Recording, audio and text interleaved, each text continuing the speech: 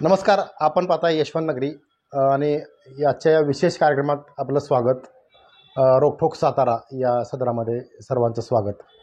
आजचा विषय आहे तो म्हणजे कराड विद्यानगर परिसरामध्ये जे बोगस अकॅडमी धारक आहेत यांच्या विरोधात लेख मला गेल्या 4 ते 5 दिवसापासून यशवंत नगरी साप्ताहिकाच्या माध्यमातून मी स्वतः लिहितोय.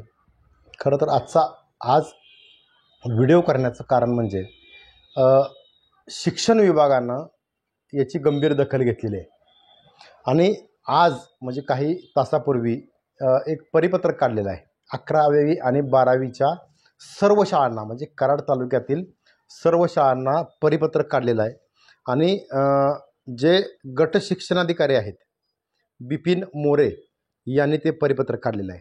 त्याच्या अगोदर पार्श्वभूमी सांगतो की जे बेकायदेशीरपणे म्हणजेच कुठलाही परवाना नसताना कराड विद्यानगर परिसरामध्ये या ठिकाणी अकॅडमी या शब्दाचा वापर करून अक्षरशः गेल्या अनेक वर्षापासून पालकांच्यावर खरं तर हा अन्याय होतो आहे म्हटलं तर वावगं ठरणार नाही.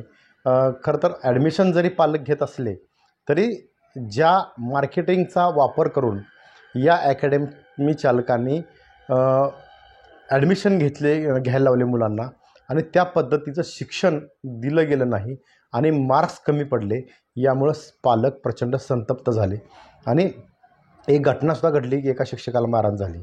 मी पार्श्वभूमी सांगण्याचं कारण काय, आज पहिला दणका यशवंत नगरीचा म्हणजे पहिला GR जो शिक्षण विभागाचा निघालेला आहे तो मी तुम्हाला वाचून दाखवणार आहे. त्याच्या अगोदरची पार्श्वभूमी सांगतो.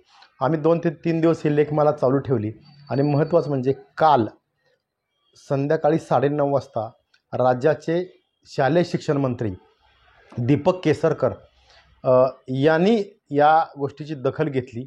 आम्ही सर्व कागदपत्रे आणि व्हिडिओज जे चुकीच्या पद्धतीनं जे काय सुरू आहे कराड विद्यानगर परिसरामध्ये या अकॅडमी चालकांचं, हे पुराव्यासहित मंत्री महोदयांना दाखवलं आणि खरोखर मंत्री महोदयांना धक्का बसला आणि त्यांनी त्यावेळी सूचित केलं. खरं तर कालच्या मीटिंगमध्ये काय झालं ते तुम्हाला सांगतो की स्वतः शिक्षण मंत्र्यांनी याची गांभीर्याने दखल घेतलेली आहे. आणि खरं तर हा विषय जरी संपूर्ण महाराष्ट्राचा जरी असला तरी विशेषतः कराड ही शैक्षणिक नगरी आहे, यामुळं इथं ॲक्शन प्लॅन म्हणून त्यांनी विशेष या ठिकाणी लक्ष दिलं. आणि 4 जून नंतर म्हणजे आचारसंहिता संपल्या मोठा निर्णय या ठिकाणी राज्याचे शिक्षण मंत्री दीपक केसरकर हे याच अकॅडमी संदर्भात घेणार आहेत. तो निर्णय अर्थात महाराष्ट्राचा असेल.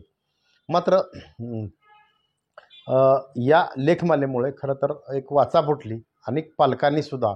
आणि विशेषतः आज मी सर्व या ज्यांनी आज प्रांताधिकारी याचबरोबर शिक्षणाधिकाऱ्यांना निवेदन देण्यासाठी सर्वच पक्षांचे प्रतिनिधी, राजकीय पक्षांचे, याचबरोबर 22हून अधिक या ठिकाणी विविध संघटनांचे प्रतिनिधी, पदाधिकारी या ठिकाणी उपस्थित होते.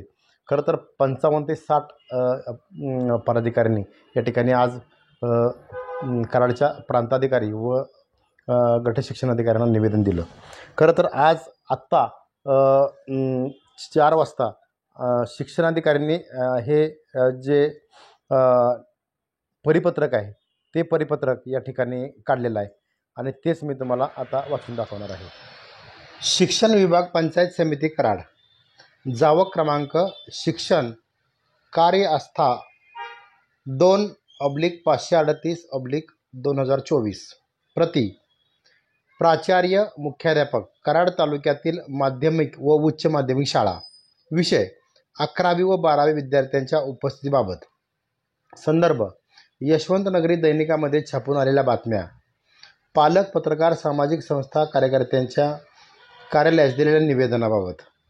उपरोक्त विषय संदर्भानुसार सर्व माध्यमिक व उच्च माध्यमिक शाळांना कळवण्यात येते की कराड तालुक्यामध्ये अनेक माध्यमिक व उच्च माध्यमिक शाळांमध्ये विद्यार्थ्यांचा प्रवेश घेतला जातो, परंतु सदर विद्यार्थी हे या माध्यमिक व उच्च माध्यमिक शाळेत शिकत नसून ते खाजगी कोचिंग क्लासेस, अकॅडमी अशा मान्यताप्राप्त नसलेल्या बेकायदेशीर क्लासमध्ये ट्यूशन घेतात. सदर खाजगी क्लासेसमध्ये पिण्याचे पाणी, स्वच्छतागृह, बैठक व्यवस्था, अत्यावश्यक असा सूर्यप्रकाश, अग्निरोधक यंत्रणा नसते. तसेच विद्यार्थीनींच्या संरक्षणाविषयक सुविधा उपलब्ध नसतात. तसेच संबंधित बेकायदेशीर क्लासेस भरमसाठ फी घेऊन मुलांच्या पालकांचे आर्थिक शोषण करत असतात. त्याचबरोबर खोट्या व भडक जाहिरात देऊन पालकांची व विद्यार्थ्यांची दिशाभूल करत आहेत आणि यास तत्वतः आपणही कारणीभूत असल्याचे दाट शक्यता आहे.